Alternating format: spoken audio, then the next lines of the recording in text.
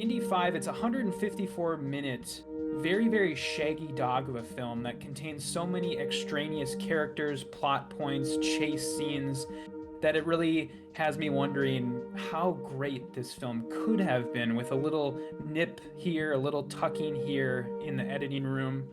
But as it stands, I think James Mangold has made a good but not great film that a present day Steven Spielberg no longer has the capability to do. And it's fun. It's a summer blockbuster that thankfully the word superhero cannot be applied to in any sort of way.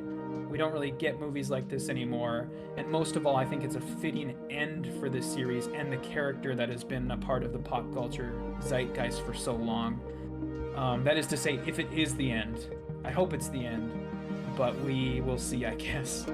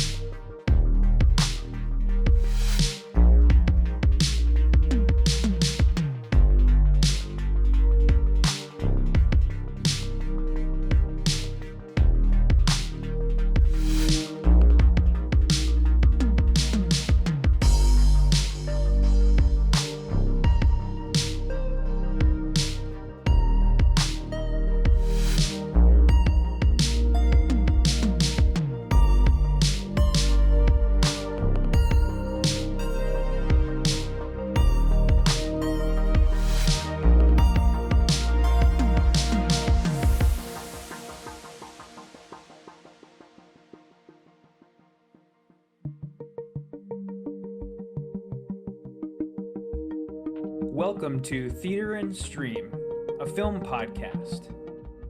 I am Matt, and that is Chuck, and this is episode number 14. It's 4th of July weekend, and naturally, we here at Theater and Stream are diving headfirst back into the world of summer blockbusters. This week, it's the 5th and hopefully final installment in the Indiana Jones series. As proud 90s kids, I think it's safe to say that this is a big one for both Chuck and I, but we have pried the nostalgia goggles from our faces, and we are going to ask only one question. Has director James Mangold successfully brought the franchise in for a smooth landing? But that's coming up a bit later. First, we're going to be discussing the news of the week, then we'll talk about what else we've been watching. We'll close out the show with the mentionable, and then we'll send you packing with the pick of the week. If you like what you see, go ahead and give us a sub on YouTube. If you like what you hear, go ahead and rate us on your podcast service of choice. But that's the business end of the show. Chuck, I'll turn it over to you. You know, because that is kind of the problem with this weekend. It's all nostalgia, all the time. That's why they released movies over this weekend. I remember distinctly the euphoria of getting to see Spider-Man 2 over the course of some July holiday weekend. It might not have been the 4th exactly, but there is just something about going to see a movie at this time of year. It's even more electric than at Christmas time. There's just something special about getting a awesome blockbuster movie, getting out, beating the heat, getting some air conditioning. I'm just not sure that, I quite got the same feeling from Dial of Destiny that I got so many times in my youth. But we'll get to that. There's a lot of ground to cover before we get there. Starting with, David Zaslav finally just caved. He buckled under the pressure of the weight that comes from being the steward of Warner Brothers Discovery. Because some heavier heavyweights than him finally had a reason to come take a shot. And Paul Thomas Anderson, Steven Spielberg, and Martin Scorsese single-handedly saved Turner Classic Movies from just getting thrown into the trash heap of cinema history. How did this happen? How did they do it? Yeah, so, I mean, this is sort of an update to our story last week, and I think it's always important to sort of correct the record, especially when, the facts change so soon after we talk about something, but yeah, these three directors came together and they had their sort of forced meeting with Zaslav, And I was kind of, I don't know, I was kind of under the impression that that wasn't going to get much done. Like it's just like, oh yeah, we had a meeting with Zaslav, and I was sort of under the impression that okay, what's going to come of that, because nothing came of that. And then, now about a week later, we hear that these three directors are going to essentially have a hand in the programming over at TCM. And then also Zaslav actually hired back one of the guys that he fired, the what's his name, Charles Tabish, who was sort of considered to be the heart and soul of the TV channel. Everybody, said that he was kind of the guy who ran everything, and so Zaslav hired that guy back now. And then he also took the guy he put in charge of the channel, the guy who was the CEO of Discovery Family and Boomerang and Cartoon Network, and he decided to take him completely out of the equation, and instead he's put who is it? Two people who were like the CEOs of the WB film division, Michael DeLuca. Oh, okay. Michael DeLuca and Pamela Adney. Those are the two people at the bottom of that picture, other than Zaslav that you have up there. Because those are names I've definitely heard before, as far as their Warner Brothers executive structure goes. So it must be awkward as fuck, but you at least know that all of your belongings are probably still in the box that they've packed them into when they sent you out the door like a few days ago. But how do you just walk back in and just be like, oh hey motherfuckers, it's me, everybody doing okay? Is that happening here? I don't know. You just have to wonder, because what will bringing them back actually do? Because obviously this was getting cut because it doesn't make them money. So what is the purpose beyond altruism for Zaslav? What is the capitalist, steelman argument for Turner Classic Movies that he should employ when it comes time to rationalize the expense? I don't know. I mean, it's like he has such a bad reputation that, doing something like this, I don't think can bring him back from the brink, essentially, because there's so many other terrible things he's done. I think essentially what he's done is took a band-aid and put it over a gaping chest wound. And so I mean what he's done essentially is delayed, I think, TCM's inevitable demise, but he hasn't canceled it outright, probably. Okay. Because if we're changing plans here, is he also reconsidering the fire sale? Or by all accounts, is that just full steam ahead? Even DC Comics is on the table for this man. If you made the right offer, he would give it to you. Bugs Bunny, take him. I don't want him. Yeah, I mean, for the right price, probably. The whole music thing, all the other stuff we talked about last week is still on the table, like them selling off half of their movie music archive. And I don't know if you saw this week, but WB entered into a partnership with Canva. Did you see that? No way, really? Yeah. So this is sort of beside the point, but it's sort of another illustration of Zaslav willing to sell off any and everything. But WB entered into a partnership with Canva, and you can actually use WB music in your Canva projects now, like licensed WB stuff. So I don't know if they were the buyer. I don't think they were. I think that story last week was somebody else entirely that we were talking about. But this is sort of just another sort of wrinkle that has popped up in the last week. That's interesting. Okay. I'm gonna have to start exploiting that, because hey, Canva, sponsor us. Because we are happy and satisfied customers of your products and services. Oh man, that's very interesting. Because if someone is thinking, if Embracer Group is being we gotta fucking hedge our bets, Lord of the Rings isn't working out for us, what are we gonna do? Oh, well, let's just buy Superman and DC Comics, because guess what? We have a new one. The stink of the Snyderverse is finally shed from, the Warner Brothers legacy franchise character, Superman. Henry Cavill can finally move on to glory in the God Emperor's, Imperium in Warhammer 40K.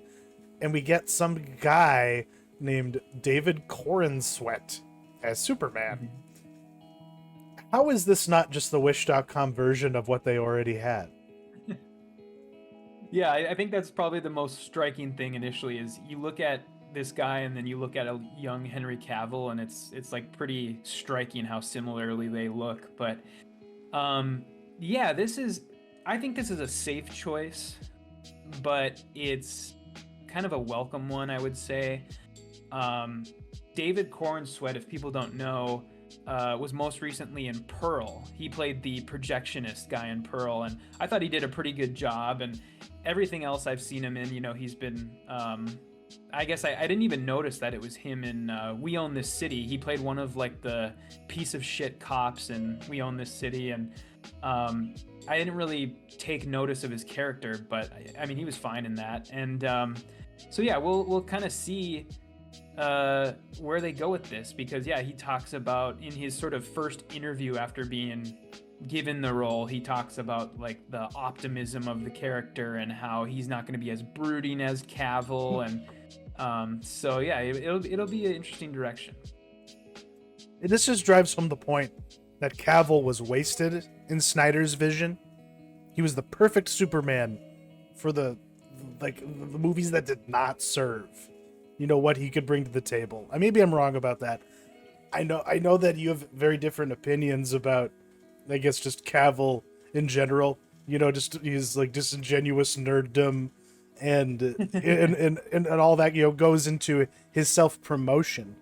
Because he's a very savvy person in that way. But do we need someone in the role of Superman who is just mind gaming like The Rock does?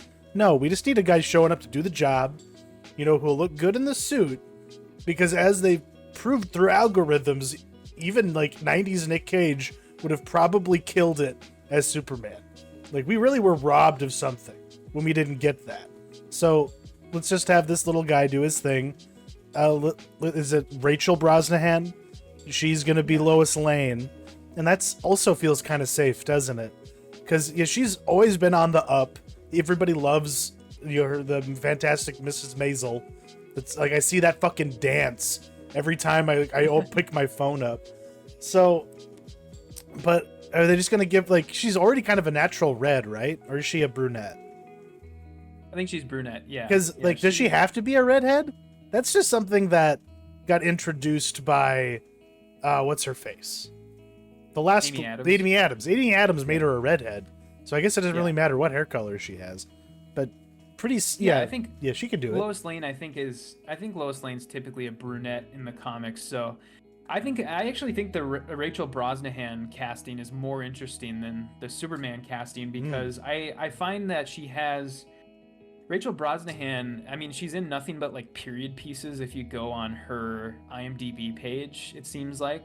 And she sort of has that look to her, that sort of like old-fashioned, like classic sort of beauty or sense of beauty. And so I don't know, I think that's an indicator of the direction that they're taking this. I mean, Gunn has already said as much, this is going to be a much more optimistic and old-fashioned Superman story, but I think that her casting especially kind of gives that fact up, because she just has that look about her that she belongs in like the 50s rather than the 2020s. And it's interesting too, the one thing I noted when I was sort of looking into this was she is, I mean, they're both in their 30s, both of these actors, but she is like 4 years older than David Corenswet. Okay. And so that's kind of an interesting little factoid, because usually it's the other way around. And any sort of romantic pairings in movies, time immemorial, it's always the men are older than the women. And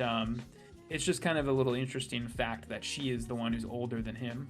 Yeah, because the dynamic does kind of need to be flipped in that Grant Morrison kind of way, where he's this naive optimist, and she's this burnt out, cynical, journalist who's just like, you haven't seen the fucking world the way I've seen it, Superman. Like, I could be down for that. Or just, yeah, the sort of like, she's the dommy mommy of the situation. That's very much the vibe that the youth seem to be identifying with. So she does kind of have, like you said, she looks like she's literally been drawn by a pinup artist from that era. So like, they are going for these classical, safe, archetypes as far as what the actors look like and what they've been known for. Like, he's like period pieces. Pearl was even a period piece. So there is just this old school vibe they're going for. I just hope that we just don't have Art Deco everywhere unnecessarily. But maybe, I don't know. We need a more interesting Metropolis. Like, we never got a Metropolis that was like Tim Burton's Gotham or even like Nolan's Gotham. There's just something that's to be desired. But what hasn't been leaving us wanting thus far this year, Matt? What is your short list for the best of the year so far? That's kind of what we're going to be talking about briefly. I think I actually have myself ordered first, so I really shouldn't be asking you. But what were you thinking about? Like, when you were like what actually makes something, like top tier for you, at the halfway mark? Yeah, so I figured that we would do this week because we are halfway through the year now, and I would say, this year to me so far has been, it's kind of the thing that we always see with movies is the years tend to be very, very backloaded, where like the first half of the year is all of like the summer blockbusters, and the especially like the first couple months of the year is all just like the trash that the studios are like barfing out into the cinemas. And there's, generally the second half of the year brings more interesting film. But this year, I kind of struggled to make this top 5 movies of the year so far, because I had like a short list of 8 or 9, and I was like, wow, this doesn't usually happen. Usually I'm struggling to come up with 5, but now I'm struggling to cut things off my list. So I think it's been an abnormally good year so far. I would have to agree with you. There's a lot of variety, even, and everything just kind of, even in TV, like, TV's a lot spicier than, like, I take that back. There's a lot of just shovel ready crap, coming out for television. But like, I found myself having to be like, oh no, I have to keep this off my list, because we wanted to keep this somewhat brief. Yeah. Like, yeah. So yeah. Well, that being said, my top 5. Well, actually, you want to go first? I think yours is up. Yeah, I ordered it that way.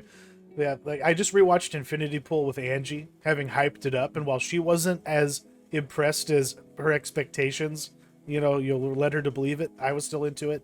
John Wick Chapter 4 is still, that's what we started, our incarnation of this show with reviewing, and it's still, my jaw hasn't quite lifted from the floor.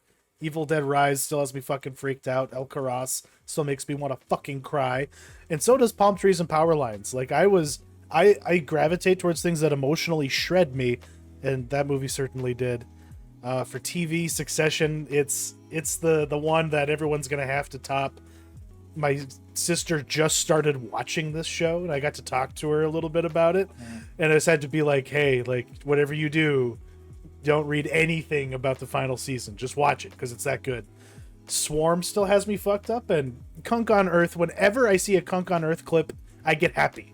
So like, that's my top tier for the 2023 so far. Very happy with it thus far. Yeah, same. And mine is, I'll echo the Alcaraz thing you said. Yeah, I think that's the only movie that we shared, and I really I'm impressed by that. But I think that does speak to, you do kind of see a lot more things than I see, to a degree, and it's just a reminder of all the stuff I need to watch. Yeah, sure. Yeah. And yeah, it's, I mean, like we said at the beginning, it's been a good year, especially in the, in the fact that we can both make a top 5 and only share one thing too. I think that's sort of a testament to that. But yeah, El Karas, Holy Spider, that was kind of one that I had been waiting a long time for, and it finally, dropped in my lap. And then Bruiser, the like Hulu original film, really, really devastating, really, really great small little movie that I don't see a whole lot of talk about. Husera the Bone Woman, probably my favorite horror film of the year so far. I guess we'll see if that remains with the rest of the horror movies that the year's going to be backloaded with.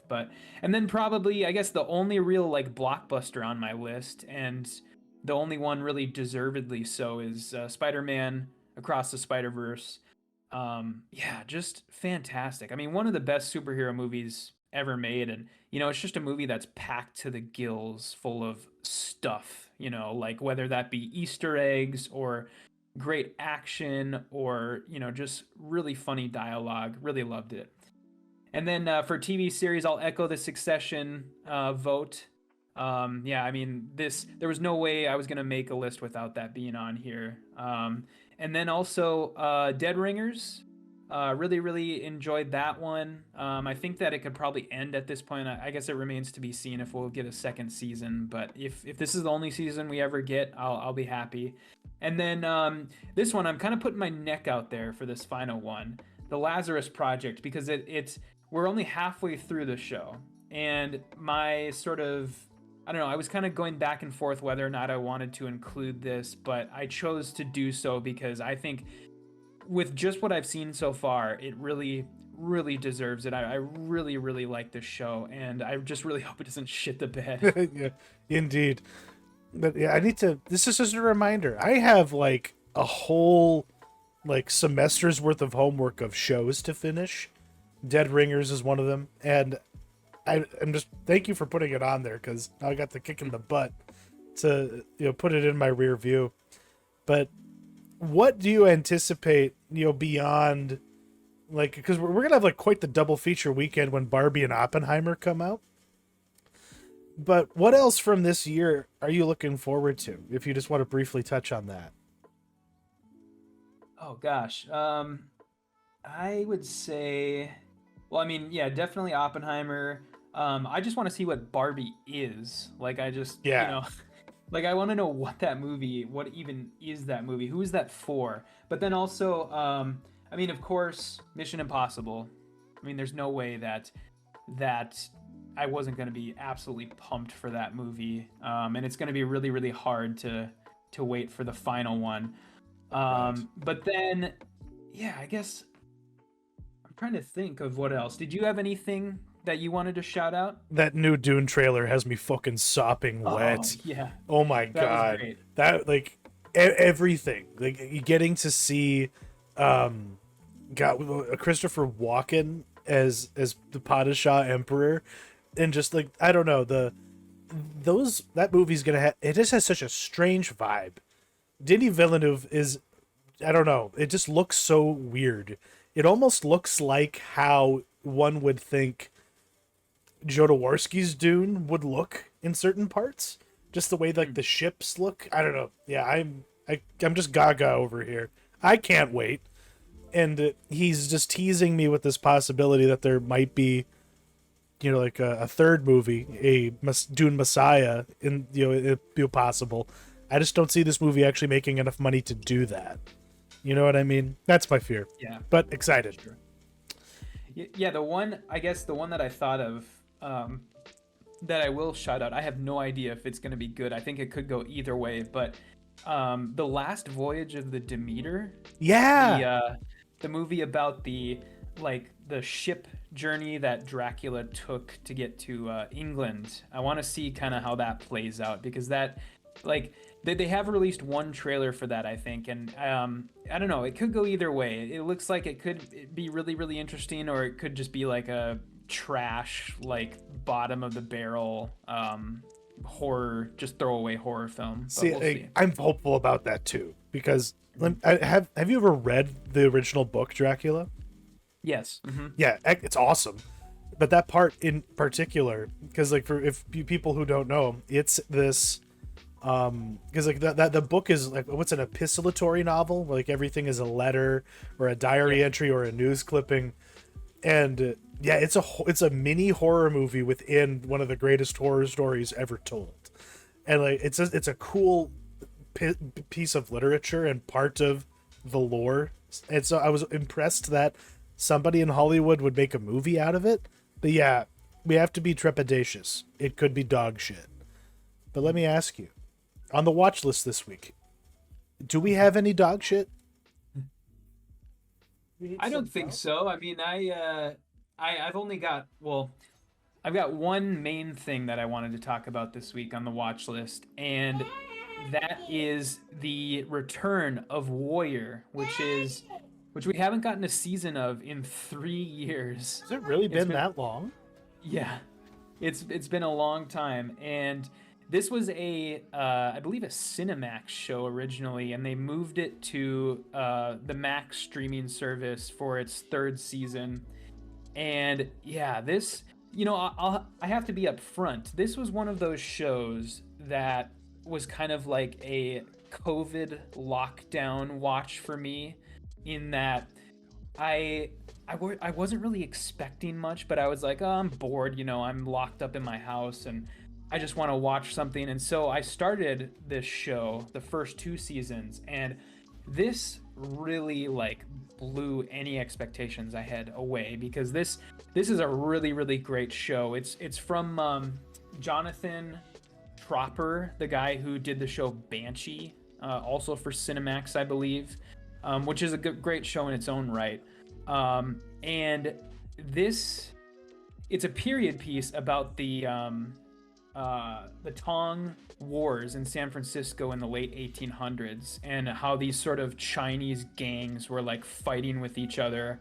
And it's part sort of Peaky Blinders and then part sort of kung fu epic, because this show is actually based on Bruce Lee's unfinished writings. He was writing I believe it was like a screenplay or something when he died, and they sort of took his unfinished writings and turned it into this show. And yeah, just an incredible like fight scenes. Like the martial arts scenes in this show are like better than most like $200 million action movies. They're crazy, and that's due in large part to the two leads of the show, Andrew Koji, who you would probably recognize from Bullet Train, and then the other guy is Joe Taslim, who you would know from The Raid. He was like the secondary character to Iko Iwis. Okay.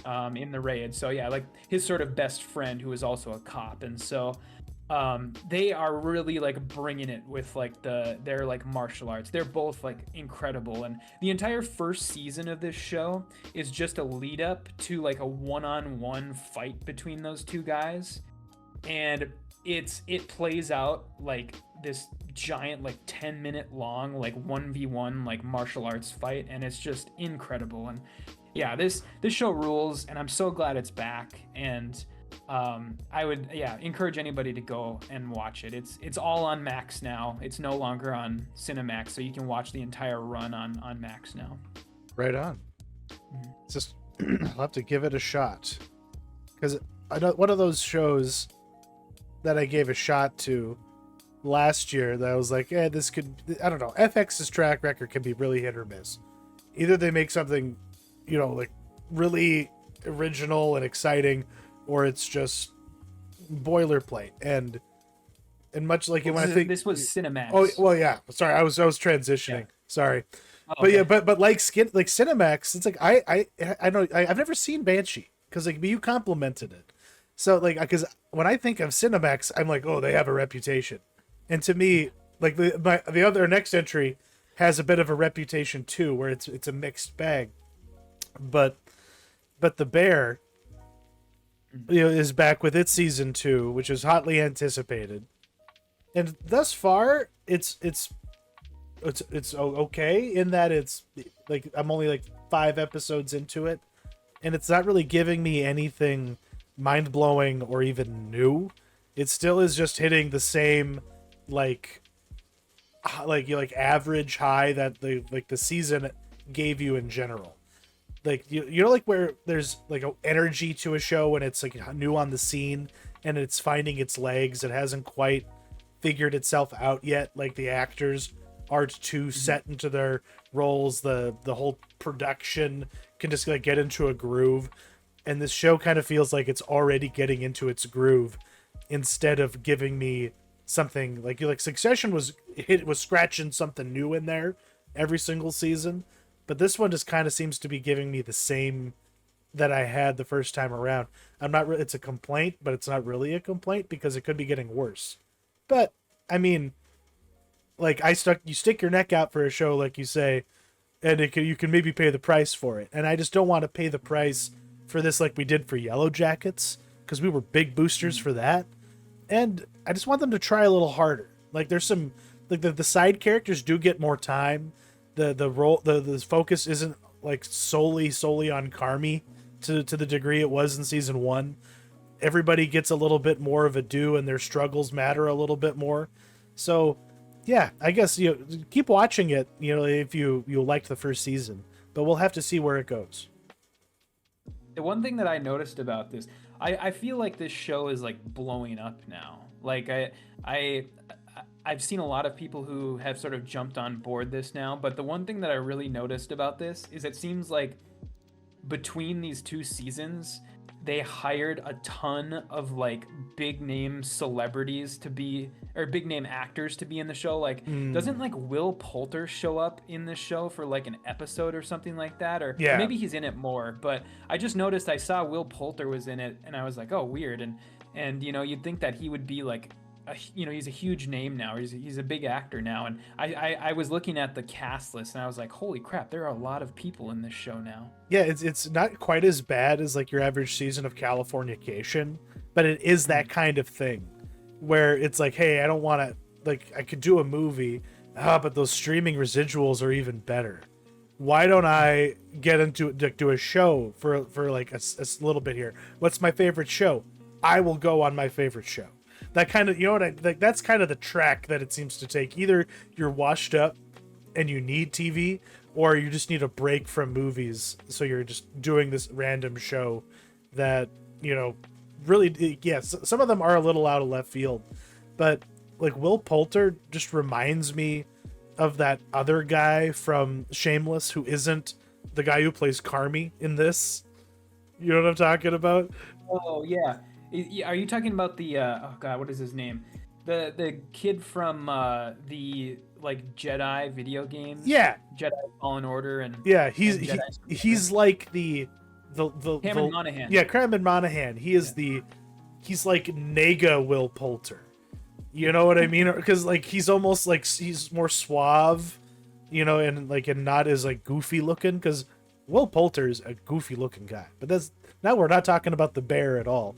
But the whole point is that, yeah, give it a shot. It still is giving you an inside look at the high pressure, stressful life of working in a kitchen, short order, sort of thing. High aspirations, huge turnover. Like it does kind of lean really heavily into the post-COVID world.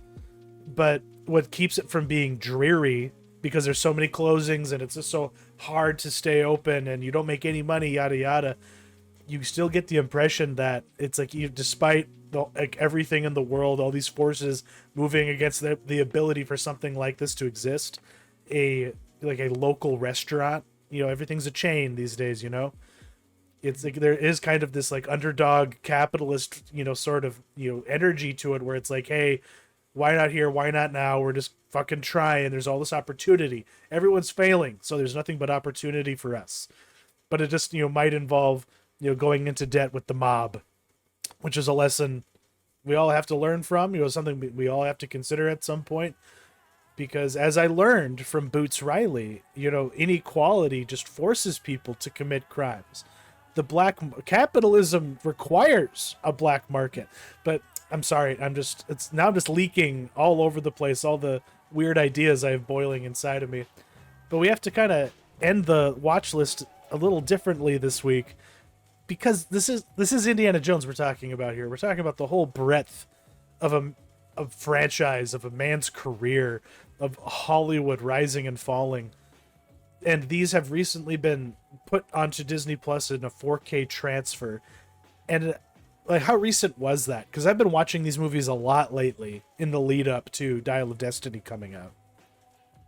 Yeah, I believe they put them on about a month or so ago, at like the end of May, sort of in the lead up to the new film. Okay, so they probably have seen them. It looks very clean. But what is your relationship with these movies? Like how what is your first memory seeing Indiana Jones period? You know, it's honestly seeing Temple of Doom, because that was a movie that, I mean, I said at the beginning of the episode that, you know, the both of us are kind of 90s kids, and these movies were still like hot in like the 90s zeitgeist. And my aunt and uncle had, for some reason, they had just the Temple of Doom. They didn't have any of the other movies. They just had the Temple of Doom. And so I remember watching that one a lot. And I did rewatch the first three. I didn't get to Kingdom of the Crystal Skull, unfortunately, but I did watch the first three Indiana Jones in the last week in the lead up to the fifth one. And, you know, they're just as great as ever. They look amazing in 4K on Disney Plus. They didn't thankfully they didn't mess with any of like the color correction, or they didn't like edit anything out for the Disney Thank Plus release or God. anything like that. Yeah. And so the one thing I will say, and I don't know if you'll have to tell me if you agree with this, but I feel as if in the past like 15 years or so, there has been a lot of like people like backpedaling on Temple of Doom, or like remembering Temple of Doom wrong, or trying to act like they never liked Temple of Doom. Really? In the Okay. same, yeah, in the same way that I've heard the same sort of complaints about Return of the Jedi, where nowadays I feel like there are people out there who will rank some of the prequel Star Wars movies above Return of the Jedi, and I think there are people out there who call Return of the Jedi like straight up a bad movie. Oh And I no. yeah, I don't get it at all, but I feel as if that's happening, and I feel like that's happening with Temple of Doom with this series, where Hmm. there's a lot of historical revisionism going on, where people are saying like, "Oh, I never liked that one." And I think it has something to do with the rise of the internet and the availability of like interviews with Spielberg and Lucas, and like behind the scenes footage, and how Temple of Doom has gotten a reputation as like the movie that Spielberg didn't want to do, and how it wasn't his like baby as much as the other ones were. And I don't know, I just feel as if people are remembering Temple of Doom wrong, or pretending like they never liked it as much as the other ones. And I'm here to say that Temple of Doom is incredible. So, Yeah, I will. Having seen it within like the last week, I will echo yeah. that. Yeah, you people are wrong. Like, this was the one I struggled with the most as a kid because it scared me the most. But and if people are like degrading it now with their like the it's not that they have a recency bias in that all the things that they used to love about this one, its subversiveness, its darkness, and its edginess, those were all the things that like made all the really hip people for a while there act like this was the best one. You Mhm. know, I like as a kid I always preferred The Last Crusade just because it was the most fun. But it's also why people downgraded that one, because its story was just so simple and kind of, but it's paint by numbers Indiana Jones. They weren't trying as hard compared to the first one. And even in the in the action sequences, the set pieces in Temple of Doom are kind of superior. You know, like I don't know how you can act like the Temple of Doom isn't like the more interesting of them all, except for maybe the first one, the one that doesn't have Indiana Jones in its name. Raiders is you can't knock that one, but people are wrong to knock the movie that they were actually trying to do something different with. And if they have a problem with it, it's because it doesn't really handle, you know, other cultures from a west, like it's dated from a Western perspective. And yeah, that's kind of the point. they're making a an homage to something from like where the world was still exotic. I don't think that there was ever a time at when this story is set where people in India were eating chilled monkey brains and like eating bugs like they were like baklava or something like that. But they was just meant to be shocking. So like just yeah, it's exaggerated. It's obviously not like that. But I think a lot of people are hung up on that kind of thing, unfortunately.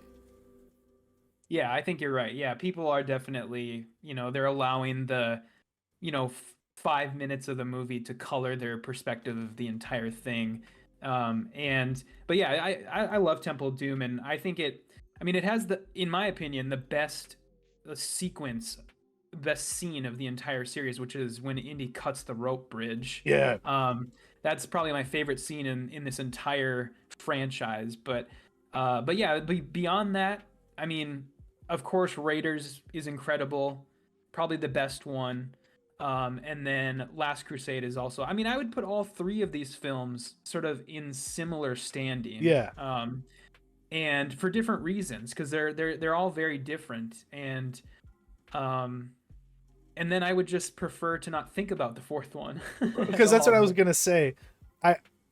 I worked a shift at the Good Samaritan nursing home in Mott this in 2008, that summer. It was my summer job before I went to college. And I finished my shift and my mom was like, "Hey, my cousins are in town. We're all going to the movie. We paid for you. Just walk in." So I walked into this movie for the first time right after they nuked the fridge. So I missed the whole beginning sequence. And I didn't really understand what was going on, but I just like went along with the ride. But I tried rewatching this just yesterday, in fact. And I was just rewatching that beginning sequence, and it just made me realize I have seen the Red Letter Media review of this movie more than I have seen the movie itself. And so I can't watch that movie without just inserting Mr. Plinkett's critiques into like different parts of it just myself. Like the part where he's like, "I'm a part-time teacher" or whatever. And the delivery is just so flat and lame. And it's like, God, yeah, like you talk about a movie that Steven Spielberg didn't want to do. He didn't want to make this one. And he shouldn't have. Because we didn't need any more of it. After The Last Crusade came out, they followed that up with the TV show. Did you ever watch these? I have not. No. The Young Indiana Jones Chronicles, The Adventures of Young Indiana Jones. They're starring Sean Patrick Flannery of the Boondock Saints. He's playing older young Indy once he's like a teenager and like fighting in World War I and stuff.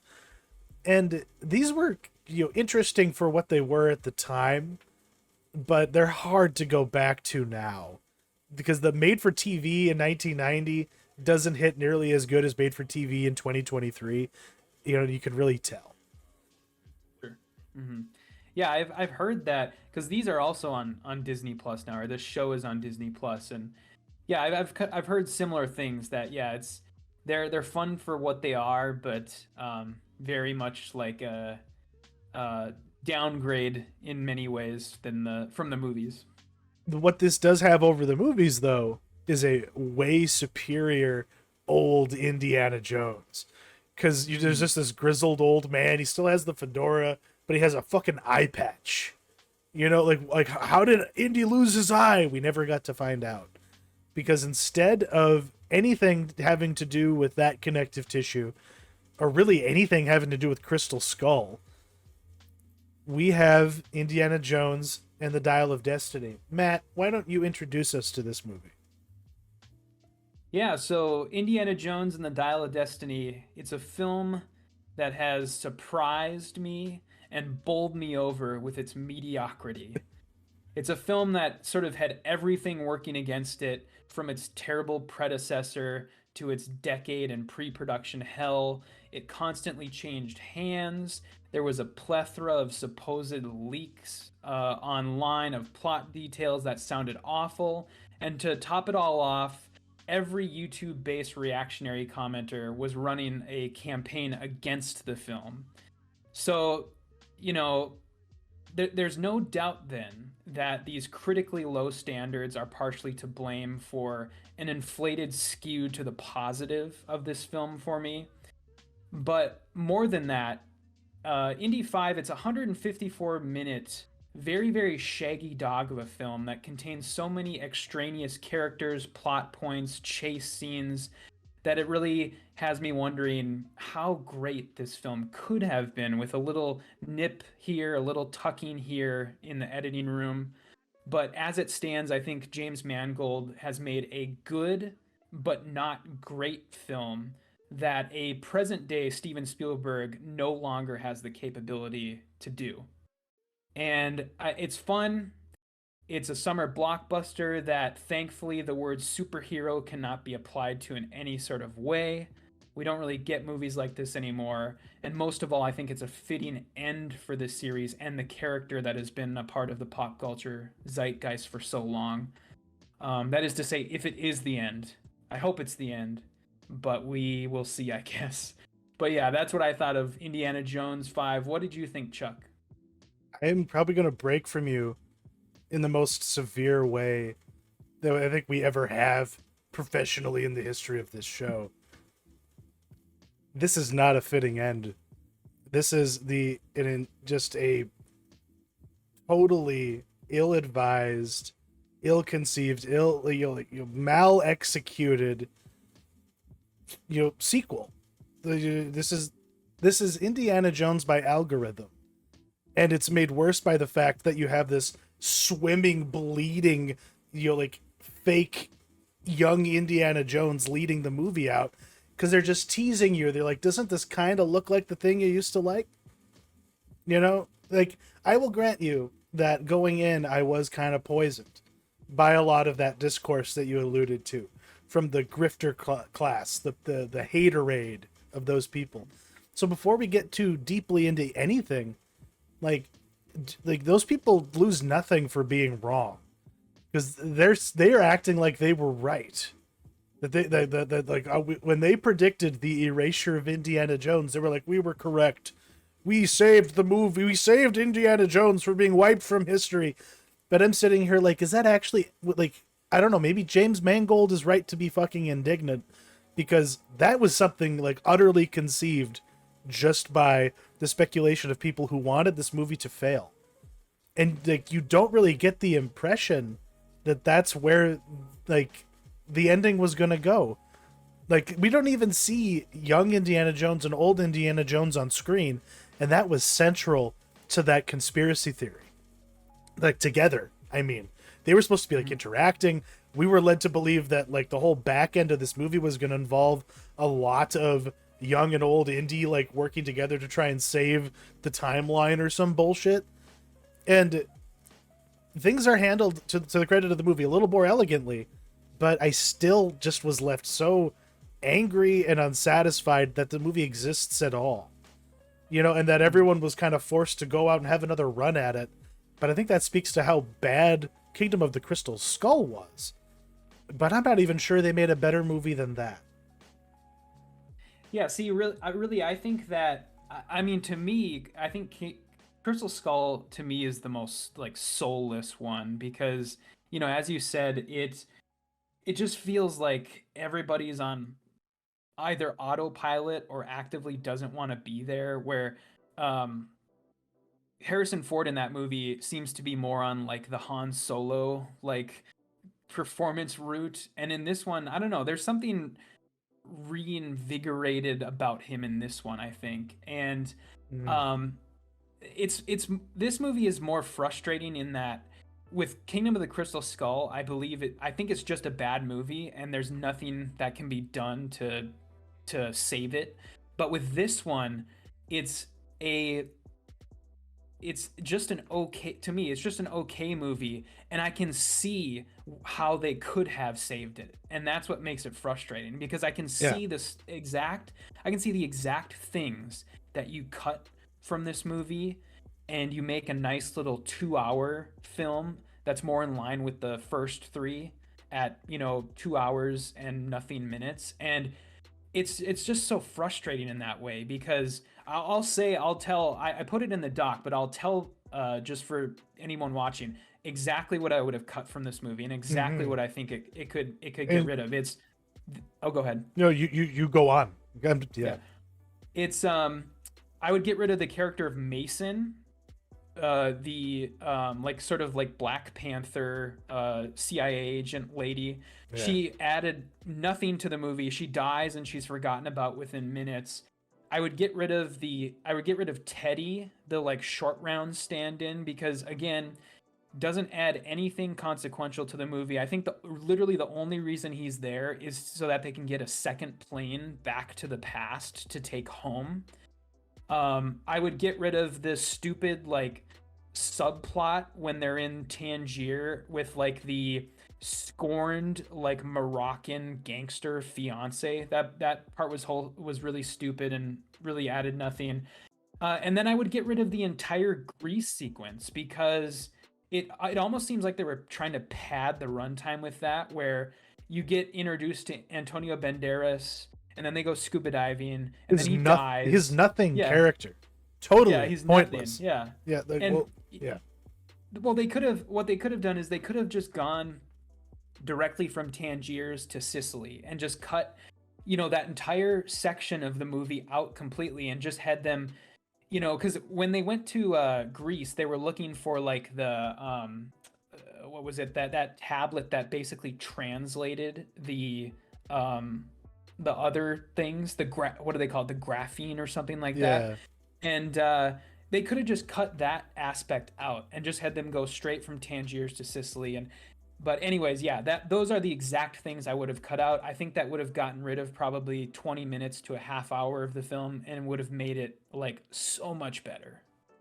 Because all of that wasted air is spent in the service of something that isn't usually there, because the politics of Hollywood have changed. Even though Kathleen Kennedy was involved with every single prior Indiana Jones movie as a producer, as an executive, the mandate that she has set has required them to put all that bullshit on there. The Phoebe Waller-Bridge's character, I will just say this, I wasn't that offended by. Not even a little bit. I thought it was totally fine. Everything that she, except for all that extra baggage that goes along with trying to rationalize her character more than they have to. They try way too hard to make her interesting and alluring and and capable. And I think that's partially the problem. Like, she couldn't just be because Karen Allen's character, what's her name again? Marion. Yeah, Marion is explained in one scene. She is introduced, and then she is a running partner with Indy. This movie, it would be like if Raiders of the Lost Ark spent like 6 additional scenes building up and explaining her character and like giving her like side hustles that didn't advance the plot but were just like window dressing. Like, it's all just window dressing for her character. And it deserves the movie as a whole because it feeds into the Trolls argument a little bit, that she is there to be above Indy, in a sense there to replace him. But the whole, I guess, underlying point is that she's very different from Indy. But like, by the end, does she learn the importance of not just selling your soul to the highest bidder? Like, she's not that different from Belloc even by the end of the movie. She basically is Belloc. It's like what if his running partner was his enemy is basically the proposition here. Mm-hmm.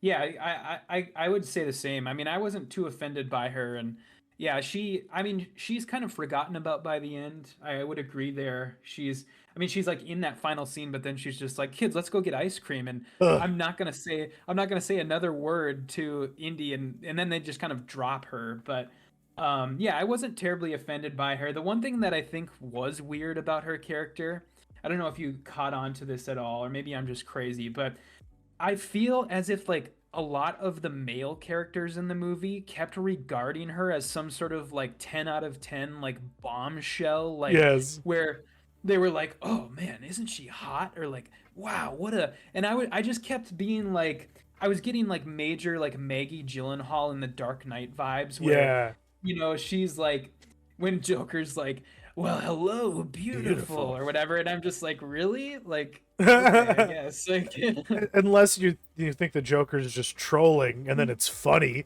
because he's just like, what's the roasting her basically.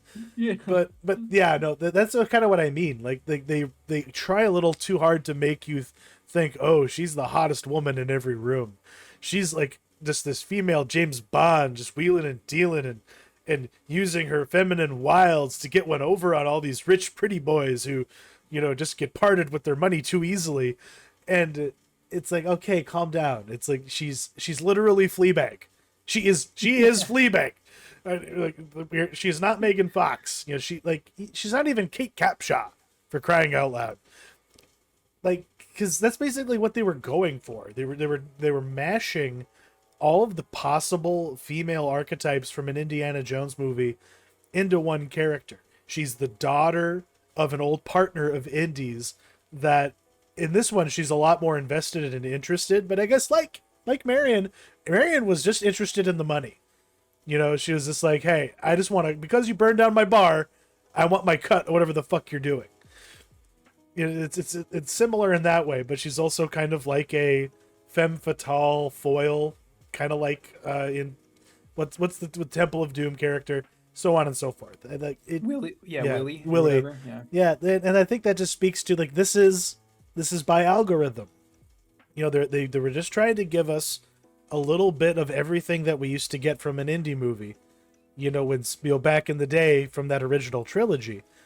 Like, the only vestige of Crystal Skull that remains is our boy Shia LaBeouf getting to, die with honor, on the in Vietnam.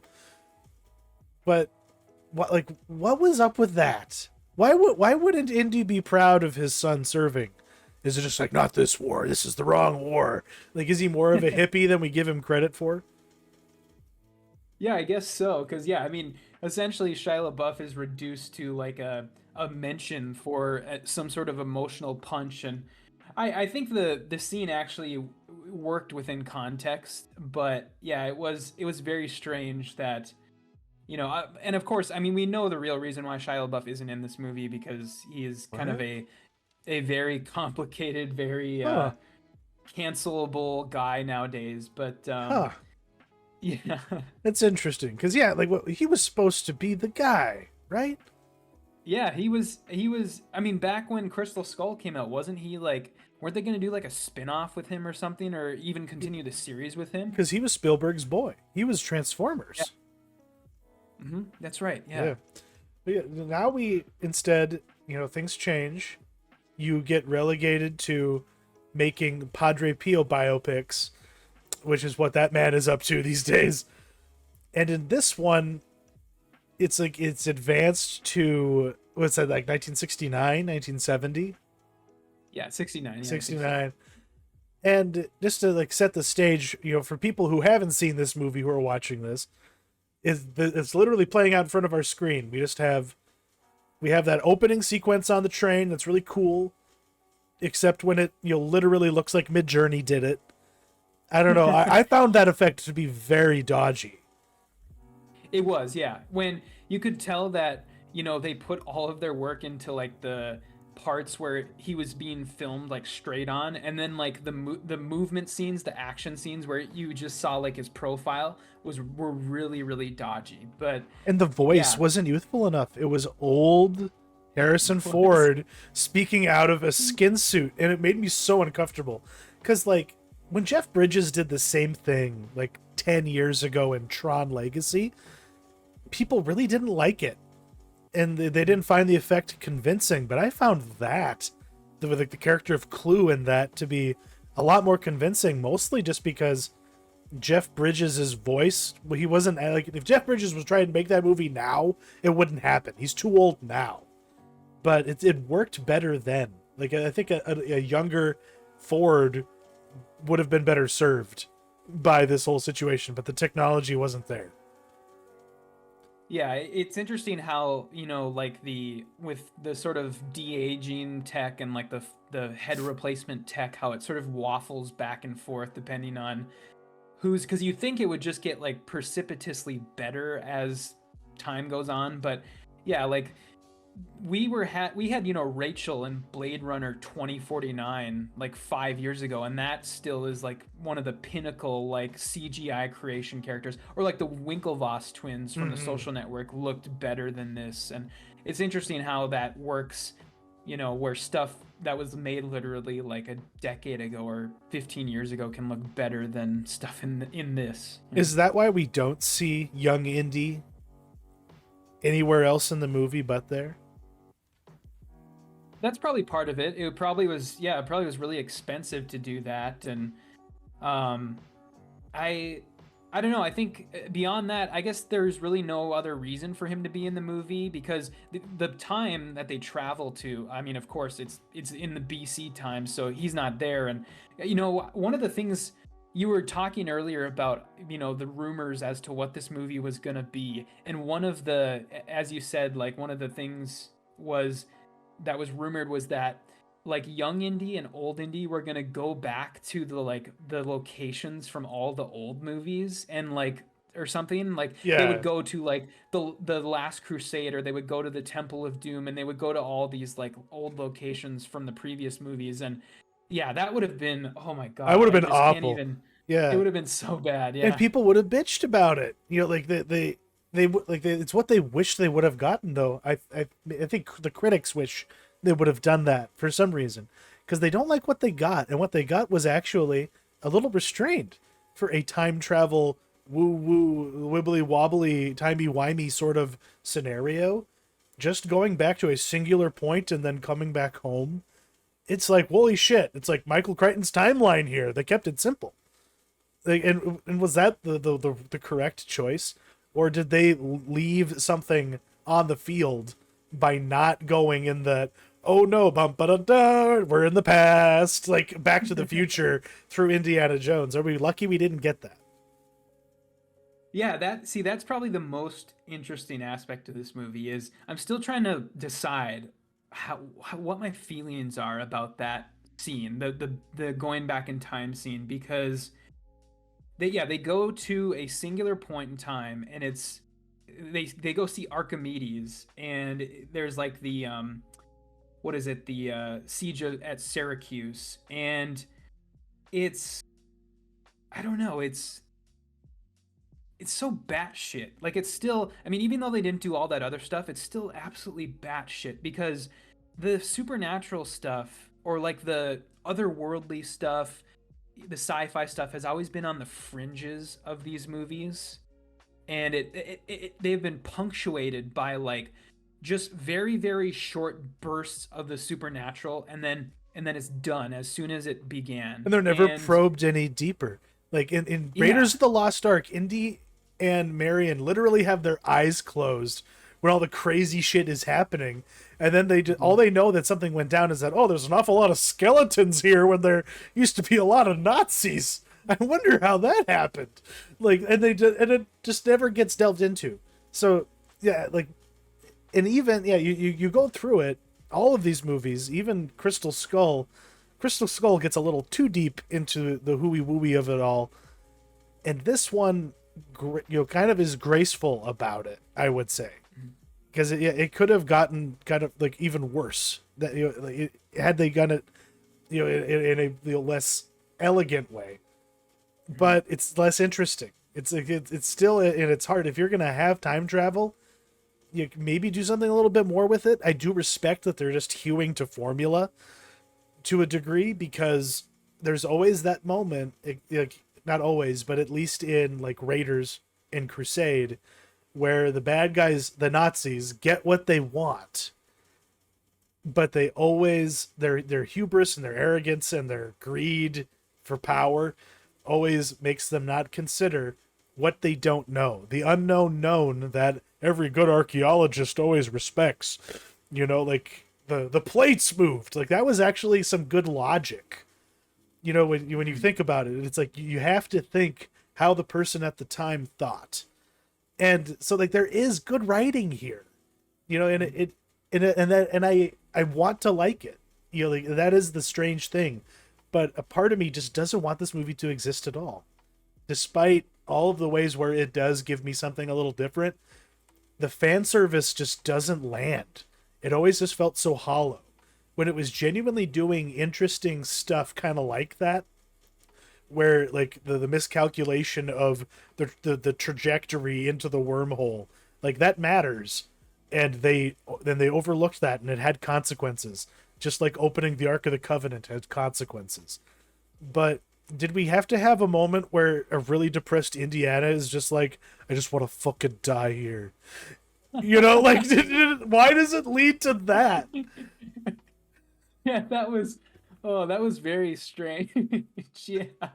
I mean, I guess because they really didn't do a good job of building it up, but you're sort of led to believe that his life really sucks at the beginning of the movie, that he's getting a divorce and he's being like forced out of his teaching position, like forced retirement and whatever. But yeah, that was so strange. And I'm so glad that like Mangold had the like restraint to just like end that scene by him getting punched in the face and then waking up in the present, because I mean we didn't need any more of that, and we didn't need to see them like, you didn't need to tack another like 10 minutes onto this movie of them, getting back to the present, trying to make that plane fly and then getting back into the wormhole. I'm glad that it just ended with, her punching him out and then him waking up in the present, because that was thankfully brief.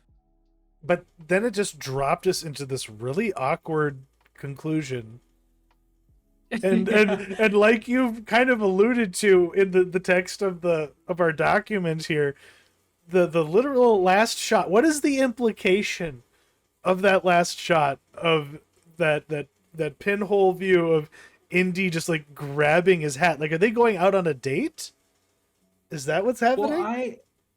I took it. I mean, if you really think about it, I mean, I think they were probably just struggling for like a final shot to end on, and they're just like, let's do this. But when you really think about the implication of it, the implication is either that him and Marianne are about to bang, and he's grabbing the hat to like do like some sort of role play, or they just got done banging and now he's grabbing his hat so they can go out and meet up with Phoebe Waller-Bridge's character and Sala and stuff. And so I don't know, that was a weird scene to end on, and I guess they just needed some imagery or something to end.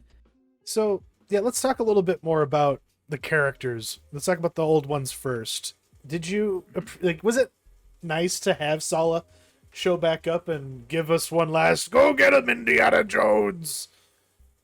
Yeah, I think honestly he was one of the better parts of the movie. And my single favorite scene in this entire movie, because it's the only time in this movie where they actually like slow down to do some sort of character development or some sort of to inject some sort of pathos into the movie, is when he's dropping Indy off at the airport and he wants to come with him, and he's saying, like, I miss the desert, I miss the sea.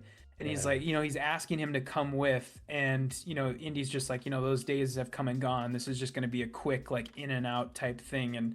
And yeah, that is the single best scene of the movie in my opinion. But It's the best writing in the whole movie too. Like it's the impact that they wanted that like ending to have, or I don't know, like it actually was felt, when John Rhys Davies is doing his thing, because you're, as a viewer, your mind is flashing back to all of the same things, that from the prior movies that the characters are reliving in that moment, and a whole bunch of things we didn't get to see them do, which is always the galling thing about media that didn't get as much out of. We could have gotten a lot more out of Indiana Jones as a franchise.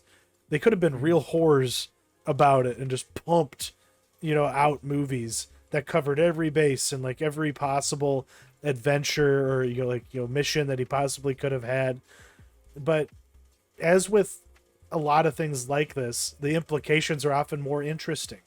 Like the idea of Indiana Jones raiding a Nazi treasure train is great on paper, but they should have done it 20 years ago. You know, it should have happened a long time ago. Like a lot of this stuff just doesn't quite work, and that's what I felt frustrated in that moment when Solo was talking. I guess because I was like, God damn it, yeah. It's like, you're right, dude. Like this is the end, and this is the best that we can hope for.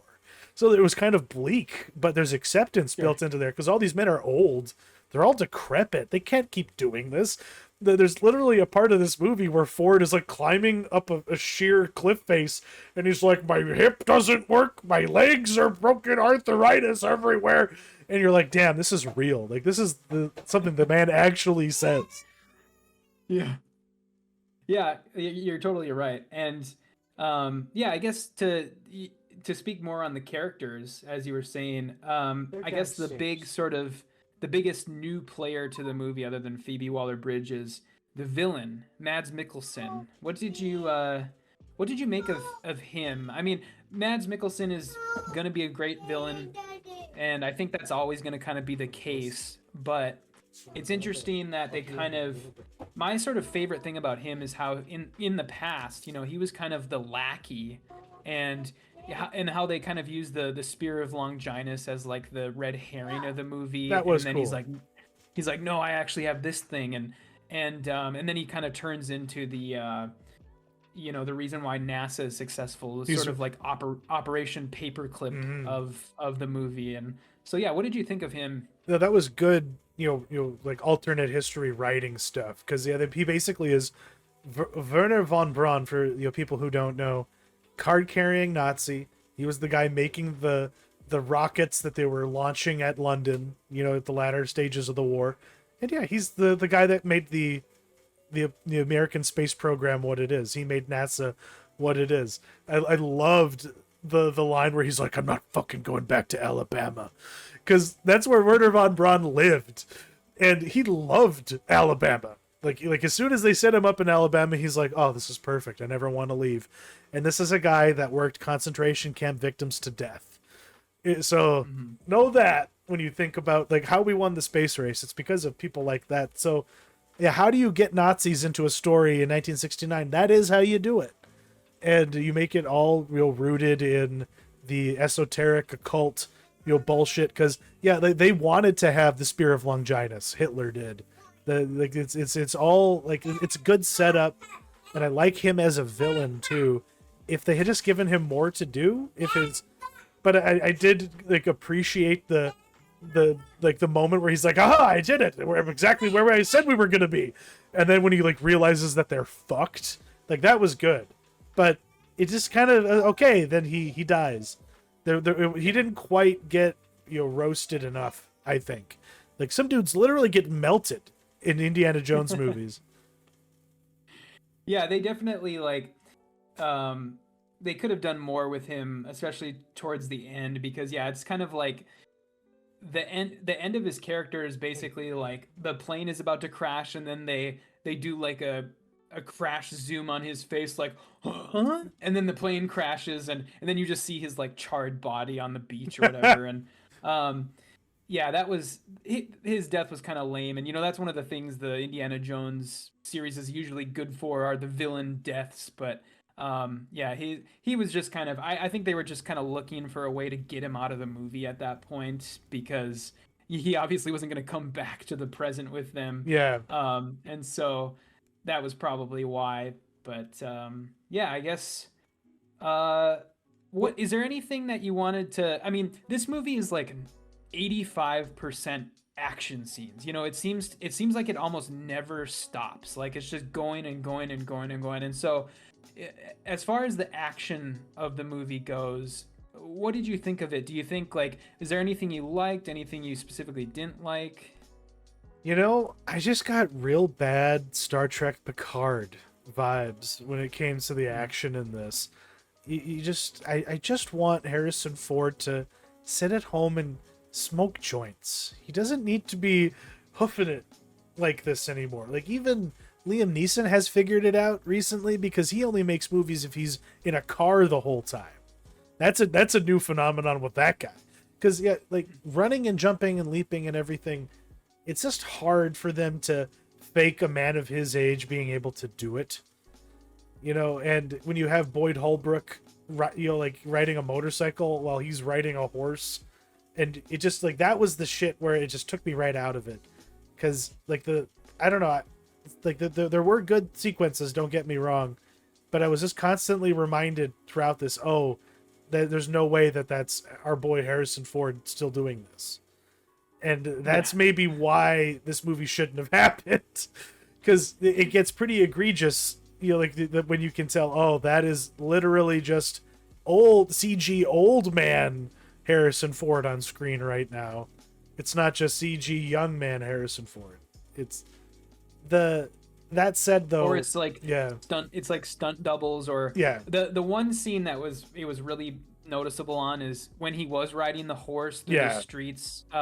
You could tell they did head replacement there, where they just took Harrison Ford's head and stuck it onto the stuntman's body, and you could really tell. But yeah, go on. What were you saying? But that said, I did enjoy the going through the time warp stuff. Mm-hmm. Like from the end, it just was it was just neatly done, I thought.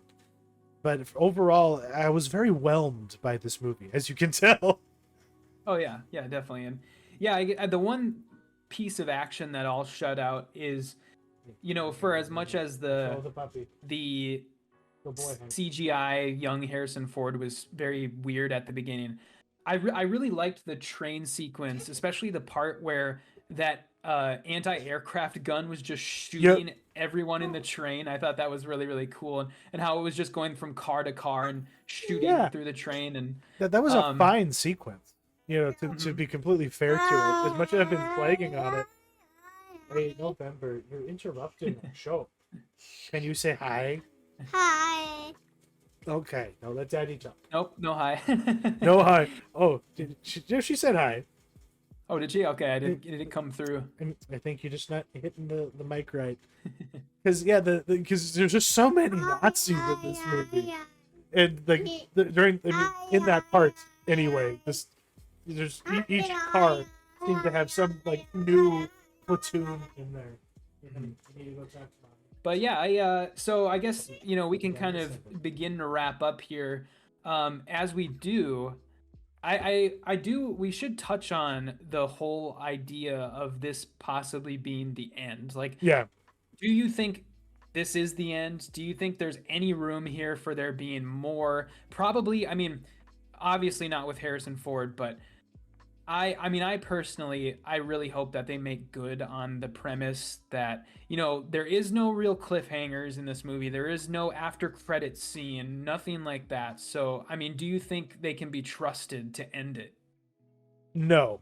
Because I don't think they can be trusted to, because I'm sitting here as you were talking on my head, I was just like, they're going to do it. It's going to not work, but they're going to do it. They're just going to keep on pushing the timeline further ahead. And yeah, Harrison Ford's gone from the franchise, but they easily could do it. They could easily just have the new adventures of Helena, very easily. And it could be a good Disney Plus show. You know what I mean? But I don't think that anyone has the stomach to actually make that. But if they're gonna force the issue and make another movie, what are they gonna fucking call it? They can't call it like the Indiana Jones Chronicles, Helena's Big Day Out. Like, what are they gonna call it? They shouldn't do it, because as we have seen, you run out of period and you're in the present. And Tomb Raider, not quite the hot franchise that people thought it would be. Neither is Uncharted, from the realm of video games here. So why would a modern era Indiana Jones story work? What about it would work? Because then you run into having to insert modern day politics into Indiana Jones, and we all know how everyone loves it when you do that. So they need to, they should leave it to die. That was the kind of the whole point of this. I know, Kathleen Kennedy, maybe she was misquoted, said something along the lines of, "Oh, we totally could do this," with Phoebe Waller-Bridge going on ad infinitum into the future, because just like with Rey replacing, absorbing the Skywalker name and legacy, it's all about the future. It's all about having what the next generation of it is. And that is kind of, clearly what Phoebe Waller-Bridge's character was set up to be. But I don't think they should do that. Yeah, I mean, yeah, same. I mean, they should really just end it here, but what I'm hoping is that the sort of real world factors factor into them not making a Phoebe Waller-Bridge show or movie or whatever, because she is so like in demand right now, and I know that she's already signed on to do. I'm glad you brought up Tomb Raider because she's actually signed on to write the next Tomb Are Raider you thing. shitting me? Why? Because she I was don't know. in this? I don't know. I mean, she's not going to be in it. She's just writing it. But So yeah, they just why is she a script doctor? Like, what has she done that makes anyone think she could write an act? Like, I guess she did Bond, right? But why did she get Bond? yeah, she did Bond. Oh, I think it's mostly because of Fleabag and Killing Eve are her two big things. But I don't know how I don't know how people make that jump. Like, how do you go from Fleabag and Killing Eve to Bond? It just doesn't really. They're not Yeah. similar at all. And so yeah, I'm not sure quite how she made that jump, but um, yeah, she has her plate full. So I'm because she's gonna do Tomb Raider. She's probably gonna write the next Bond movie, whatever that is. And then she also has a kids movie coming out that she's writing and starring in. Huh. I think it's called like Imaginary Friends or something like that. But so yeah, I'm hoping that the real world factors play into this of them not being able to make anymore because she's just so busy and she just can't do it. So, Yeah, and the but and we'll the see. the most realist of real world factors is, box office concerns. hmm So where is this movie at box office wise? Well, oh man, I think it's in a place where it has already failed because from what I heard, it was tracking to do about 65 million this weekend, Mm, which would normally be very good. But this is not a normal movie. This is a $300 million movie, and so it's kind of been put in a position where it's gonna fail no matter what. So yeah, we'll see. yikes! It's a big fat yikes because Mm-hmm. they need this movie needed to make $1 billion. But Mm-hmm. when was the last $1 billion movie that the Disney umbrella had? Avatar, I think. I forget that that's Avatar. Yeah. technically in the umbrella. They Yeah. cheat. You're cheating. You have James Cameron. That doesn't count. It's because in the initial IP buy up that they did, Lucasfilm, Marvel. This was one of the ones that they waited the longest to get something out for. The Star Wars took precedence, and of course Marvel took precedence. Would this movie have been better had it been made 6 years ago? Do you think it would have made more money had it come out Mm. in the golden era of the Disney blockbuster machine? Yeah, I think so. I mean, I think that that's part of it. And then also, I mean, I guess it's not really fun to talk about, but we have to deal with the real world circumstances, which It's are true. that fans of this series are dying. Like boomers are dying. And so like, Oh, shit. you know, Oh, there's shit. not there's not enough people out there today than there was 6 years ago to see this movie, who care about this movie. And so, it's unfortunate, but yeah, that's just the facts of the matter is that the people who would see this movie, who would have seen this movie 6 years ago, are no longer with us. Damn, dude. I wasn't even thinking of that, but it's true. Yeah. Demographics are destiny. That's something that. Do you know who Peter Zahan is? No. Okay, he's kind of like a geopolitical pundit. He was on Joe Okay. Rogan a while ago, and he's my go-to guy to parse through the bullshit of the propaganda of the Ukrainian war. And the demographics is something he talks about a lot in terms of like, oh, this is what China's actual population of men and women of a certain age actually means. And when you take that that question and apply it to the marketability of Indiana Jones as a franchise, you are absolutely right that all of this heavy investment in the nostalgia of the 80s and the 70s and the 90s, it's all going to have diminishing returns. Yeah. So they better start thinking about the future a little bit. And maybe that means not making more Indiana Jones content. Hopefully. Jesus Christ. We just got really dark there for a second. Anything else that you feel like went unsaid, or that is like a thread to hang on to as you walk out of the theater? Like if people have watched our whole discussion here and haven't seen it yet and are still unconvinced of whether or not they should go, should they just wait to see this on the streaming platform of their choice, because Lucasfilm's probably going to be sold at some point here in the next 5 years? I think, I guess I'll make it clear that if this movie and Kingdom of the Crystal Skull had never have been made, I think that probably would have been better, just better overall. Like, and Spielberg sort of got what he wanted and just ended it at Last Crusade. But I would say I like this better than Kingdom of the Crystal Skull overall. I do think it is a better movie. I think I don't even want to think about what this movie would have been had Spielberg actually directed it. Oh my, it would have been so bad. And it would have been quite schmaltzy. But yeah, to answer your question, even though I do think I'm a little higher on the movie than you are, I would say you could probably skip this one. You can probably wait. You could wait till it's on streaming. That's what I mean by skip, is that wait till it comes with your subscription on Disney Plus. I wasn't that impressed with it visually. Mm-hmm. That's the thing. Like, nothing was really gained from the theatrical experience.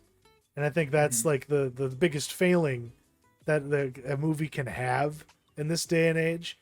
Like, if I go to the theater and I feel like I would have had a better time at home, or I would have gotten more out of it at home, that's death for something that I'm supposed to fork over like up to like $20 to $30 to see in prime time at my local AMC, with food factored in, if you're doing that kind of thing.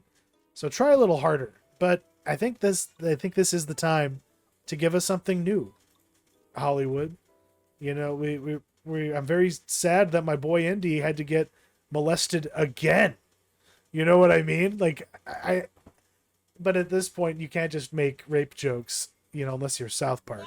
So we will move on, because I have a young lady who is ready to go to the greenhouse. So we'll move on to the mentionable.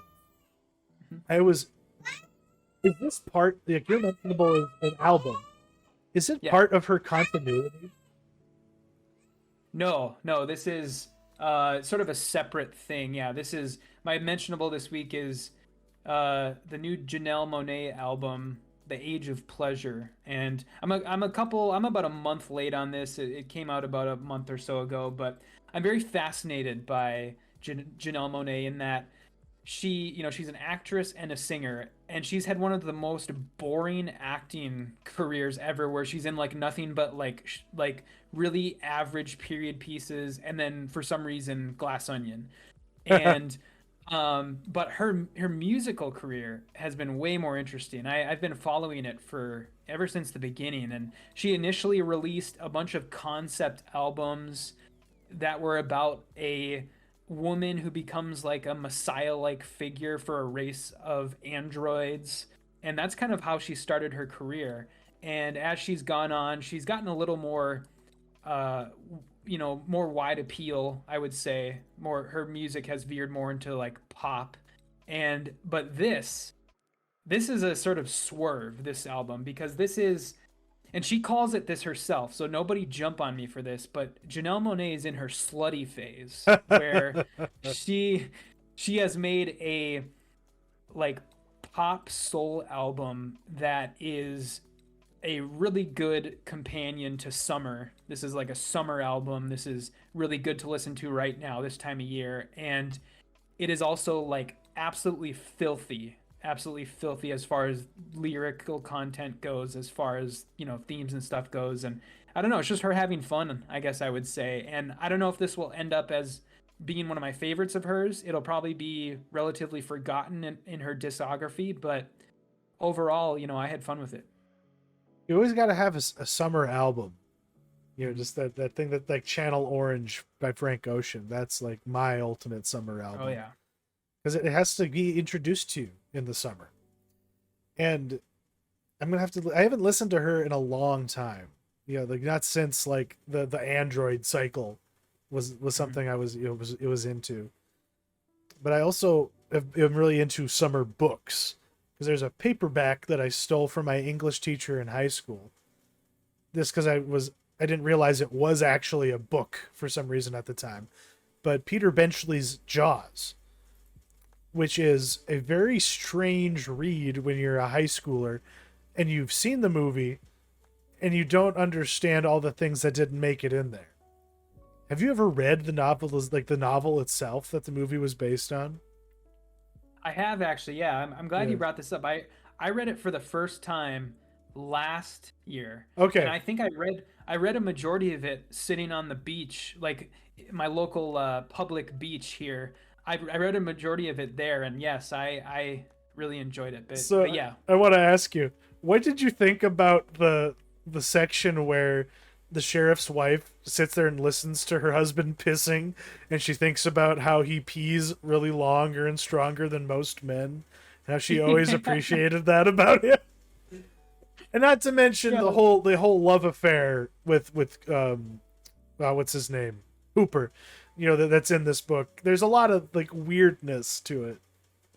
there is. Yeah, the book is very different than the movie in that it's, yeah, like you said, there's sort of a lot of weird sexual stuff in there, and then also like way more like local politics stuff, like local politicking and stuff like that. And so yeah, it's I would say, I mean, I think it's just as good of an experience as the movie, but it's a very different experience. Well, yeah, because at the end, the fucking sheriff fucking kills Hooper, like lets him die, lets him get killed. Yeah. But then, of course, that's like the biggest change from the movie because they were like, okay, we don't need to like have all this nonsense in there. But it is otherwise a good read, and I still have Clarice Andrus's copy of it. It's on my bookshelf behind me. I had pulled it out to look at it on Alex Kittner Day, which was June 29th. And I was like, well, this is as good of mentionable as I can give. Seek it out, just because it's different. It's kind of fun for me to like read novelizations. But back in this era, a book became a movie so quickly that they practically were written as like film treatments half the time. And you kind of get that vibe from this, except for all the inner monologuing about, urine streams. What was your pick of the week? Yeah, so this week, I'm gonna say Warrior Season 3. I mean, there's not a lot to choose from for me this week, but even so, this would be my pick of the week because I want a Season 4. So I want to tell everyone to go out and watch Season 3 on Max, or Max, the one to watch, or whatever. Max, the one to watch. God, I still call it HBO. I'm gonna fucking take that to my grave. My pick this week is actually going to be Raiders of the Lost Ark, because I like the bear, but if I don't need to recommend it, obviously, because it's blowing up. So I think people should just go back and watch your favorite Indiana Jones movie, as long as it's one of the first three. And on that note, we will conclude our show. Next week, we're going to be convening to talk about, what was it again? Sanctuary. Kinky little movie, from what I understand. Starring two very hot young actors that we've talked about before on the show. So everybody have a very safe 4th of July. Hang on to your fingers. And, don't do anything stupid with a bottle rocket. And everything should be okay. All right, take care, everybody. Yep, see ya.